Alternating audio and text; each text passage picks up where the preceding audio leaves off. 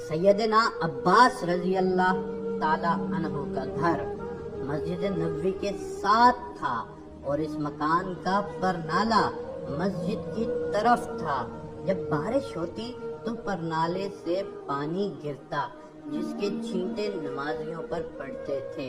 सैयदना उमर रजी अल्लाह ताला अन्हु ने नमाजियों पर छींटे पड़ते देखे तो परनाले को उखाड़ फेंका।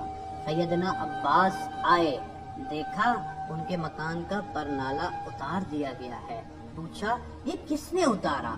जवाब मिला, अमीरुल मोमिनीन ने नमाजियों पर छींटे पड़ते देखे तो इसे उतार दिया।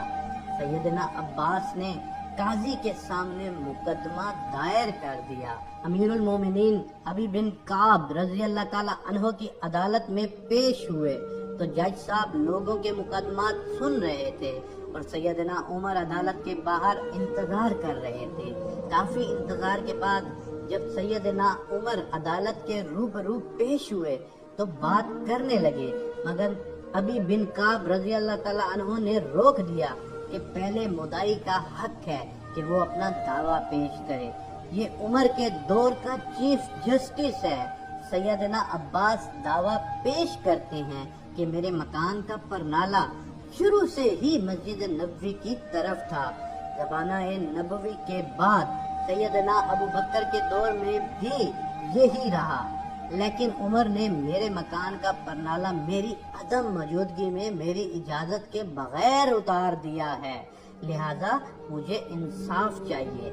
चीफ जस्टिस अबी बिन काब रजी अल्लाह ताला अन्हो कहते हैं, आप बेफिक्र रहें, आपको इंसाफ मिलेगा।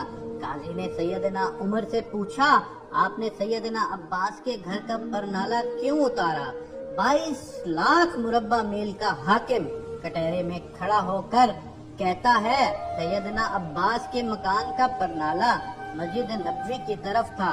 जब बारिश होती है परनाले से पानी बहता है और छींटे नमाजियों पर पड़ते हैं जिससे नमाजियों को परेशानी होती है, इसलिए मैंने इसे उतार दिया। अबी बिन काब ने देखा कि सैयदना अब्बास रजी अल्लाह ताला अन्हु कुछ कहना चाह रहे हैं। पूछा, आप क्या कहना चाहते हैं?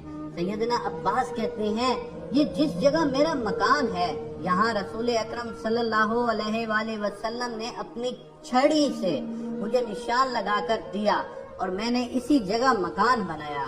फिर जब परनाला नस्ब करने का वक्त आया तो रसूल पाक सल्लल्लाहु अलैहि वसल्लम ने कहा, चचा मेरे कंधे पर खड़े होकर इस जगह परनाला नस्ब कर दें।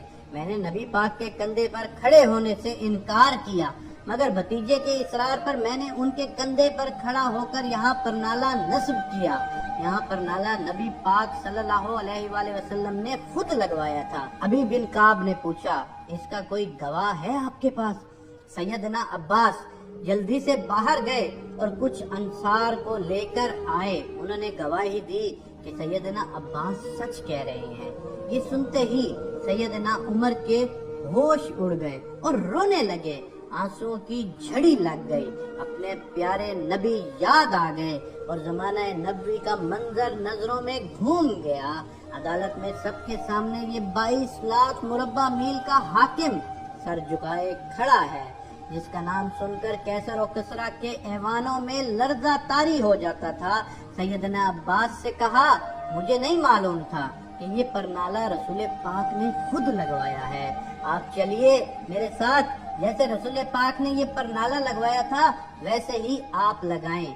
चश्मे कायनात ने देखा, वक्त का हाकिम दोनों हाथ मकान की दीवारों से टिकाकर खड़ा हो गया, बिल्कुल इसी तरह जैसे रसूल पाक खड़े हुए थे। सैयदना अब्बास अमीरुल मोमिनीन के कंधों पर खड़े हुए और दोबारा उसी जगह पर नाला लगा दिया। वक्त के हाकिम का ये सलूक देखकर सैयदना अब्बास ने मकान अपना मस्जिद नबवी को वक्फ कर दिया। बाबिल इस्लाम से दाखिल हो तो दाएं जानिब दीवार में 1400 साल गुजरने के बावजूद आज भी इस परनाले के मकाम की निशानदेही मौजूद।